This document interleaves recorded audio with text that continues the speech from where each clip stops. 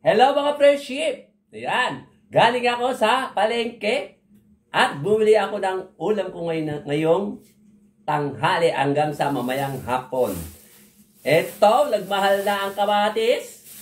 Ang 1 kilo ng kamatis ngayon is 50 pesos. O di ba, mahal na. Ito, bili ko 15 pesos.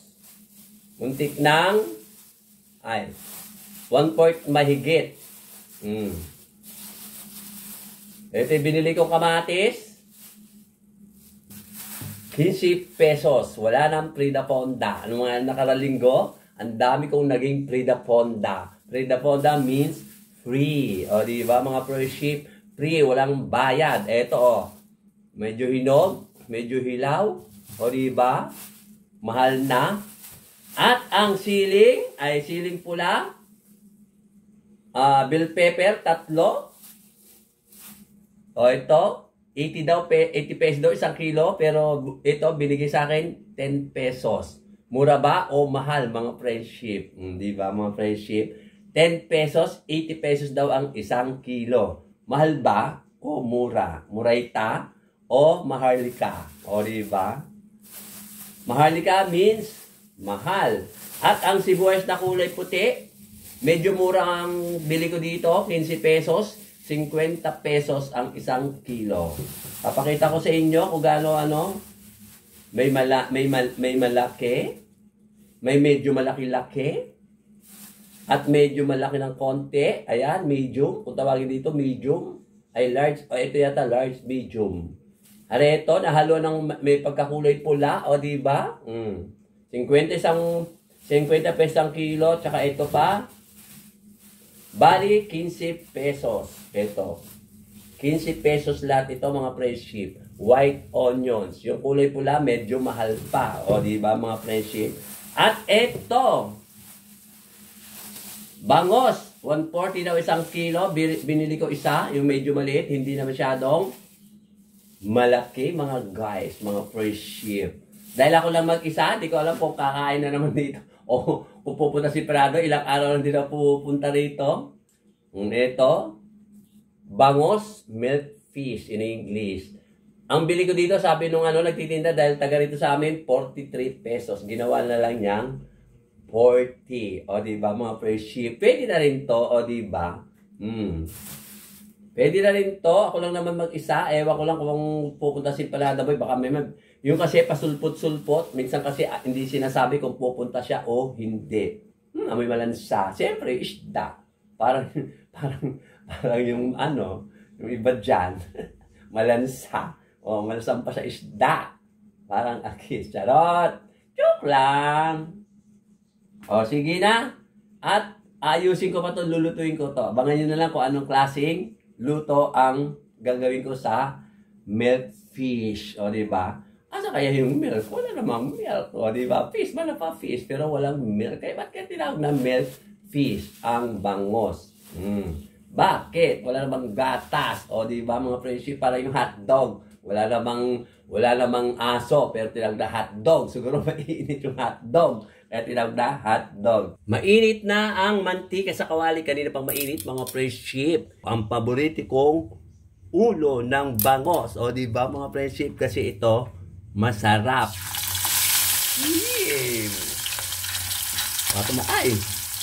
At eto, yung buntot. Hindi ko tinanggal ang kaliskis, mga friendship. Para hindi siya dumikit. At eto, ang katawan ni milk fish. So, diba mga friendship? Nariwa ang bangos. Kaya lang, ba't nagtataka ko? Bakit? Bangus lang ang hindi buhay pag dinadala sa palengke. Ang sabi nila, kasi pag ahon daw ito sa fish pan, tsugi agad siya. Tsugi means, patay agad daw. Hindi katulad ng mga tilapia, mga hito. Yan, galing sa mga fish pan. Hindi na yan, buhay na buhay pa. Mga fresh, hindi katulad ng mga bangos. Yung mga isda galing sa dagat. Pag inahon, pag binenta na sa palengke, alalang buhay. O, diba, mga friendship? Mga friendship, babalik na rin na natin. Ayan, medyo brown na, golden brown na. Kasi mas masarap kasi mga friendship pag golden brown yung medyo tostado. Kasi ito may kaliskis mga friendship. Kailangan medyo tostado para kapag pag inulam, pati kaliskis, malutong. Paborito ko din talaga yung ulo at saka yung buntot. O diba mga friendship? Lapit na baluto mga friendship. Kaya dito, di pa gano, kailangan patayin natin ang buntot. Ang buntot ay ayaw tumayo ang buntot para maluto doon sa gitna niya. Tumayo ka buntot, makisama ka. Huwag kang matutumba. Yan. At saka itong katawan, kailangan tumayo. Ay, nahulog. Ay, natumba naman ang buntot. Ano ba, buntot? Makisama ka. Ay, ayaw talaga. Para maluto yung gitna ng buntot. Oh, yan. Oh, ganyan. Oh, huwag ka na matutumba. Yan. Oh, diba? Mga nakatayo sila, mga friendship. Pwede na yan mga friendship. Pero sabi na pag tumutulog pa raw, hindi pa raw luto. Pero okay na yan mga friendship. At isasaling ko na rito. Unahin natin ang buntot. Susunod ang paborito ko, ang ulo. At ang huli, ang katawan. O diba, tostado siya mga friendship. Masarap yan kapag ka, tostado. Diba, tatlo siya. Pero ako lang kakain mag-isa. Ngayon, dire-diretso na natin ang pagluto. Bawasan lang natin ang mantika dahil marami ang mantika. Bawasan natin ng konti. Masyado siyang mamantika. Dito natin isasalin. Dito sa may lagayan ko. Di ba mga friendship? At ano siya? Tawag dito? Aluminum siya. Hindi siya kinakalawang mga friendship. Nga, bawasan natin mantika para hindi ba gaano marami. Baka ako magka-cholesterol pag marami ang mantika. And then, lagay na natin ang bawang. Garlic. We put garlic in the frying pan. Paminsan-minsan, mag-English tayo. Kasi may mga nanonood din mga kahit paano foreigner na hindi nakakaintindi ng Tagalog. Diba? Ang dami ng bawang. Mahilig kasi ako sa bawang. Na natin ang onions. Next is onion, white onions. Round onions. O, diba mga friendship? This is round onions, white onions. Shoutout nga pala kay Ma'am Juby, kay Sir Glenn at saka sa kanya mga anak at saka kay Sir Ruben at saka kay Ma'am Ethel and family. Siyempre, di rin mawawala ang shoutout ko sa mga taga-ibang bansa na Pinoy, mga Pinoy-Pinay na vlogger na laging nanonood sa akin at yung mga vlogger din dito sa Pinas na palagi rin nanonood sa akin. Shoutout sa inyong lahat. Shoutout sa taga-ibang bansang vloggers, Pinoy man o Pinoy at dito rin sa Pilipinas, yung matyagang nanonood sa aking mga vlog. Kahit na ito'y simple lang. O diba mga friendship, dami sibuyas. Paborito ko rin ang sibuyas mga friendship. Galon-galon lang natin, halo-halo. Next is tomato. Tomato sauce without sauce. We put that tomato, the red tomato here. O diba? Lots of tomato, red tomato, and lots of onion, white onions. O, diba mga friendship? There are many onions and there are many tomatoes. Tama bang ko English ko mga friendship? Correct me if I'm wrong. O, diba? Paminsan-minsan mag-i-English tayo. Yun yan, sabi ko nga. May mga foreigner ring nanonood sa akin. Nakikita ko sa aking mga comment section. Nagko-comment sila. This is red tomato and onions. And then, we put also the bell pepper, the red bell pepper, the round. O, diba? Bilog-bilog din siya, round. Pero iba hindi. Yeah, round bell pepper. We put the red bell pepper in the frying pan. Then, we mix together. O, diba? Natututo lang ako mag-English. O, diba, mga friendship?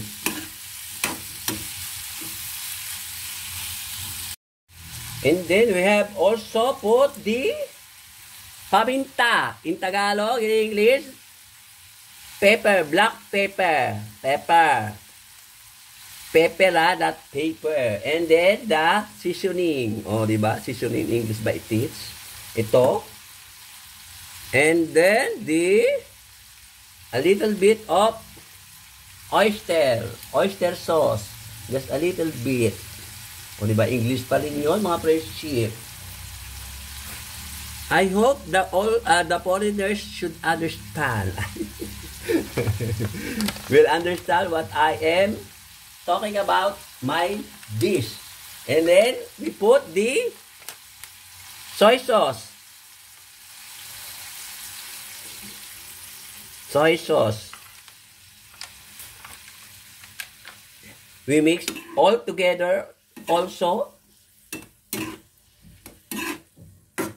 O diba? Ano klaseng luto it is? Ito? Bakit may toyo? And then, we put a little bit of calamansi juice. Just a little bit only. Kasi baka mamaya maasim na siya mga friendship pag nilagay ko lahat yun. Mangingiwi na ako sa asim. O diba? Ang ganda. Kailangan talaga pag nagluluto ka, masaya, maingay. Diba mga friendship? Kaya mga kapitbahay namin, sarado ang mga pinto nila. Ayaw ata nila marinig ang aking boses. Dahil maingay ako. Pero wala naman sa sinasabi. Ako na nag-iisip nun. Sarado ang kanilang mga pinto, mga friendship. O diba? Yan pa lang, itsura pa lang niya. Akala mo masarap na. Siyempre, masarap talaga. Kasi, luto ko eh. O diba mga friendship? That is very delicious. Diba? O diba? Ang ganda niya, very delicious, very nice food.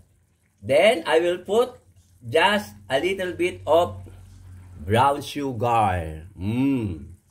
Just a little bit, that's enough. That's okay. O diba? Para naman maintindihan ng mga foreigner.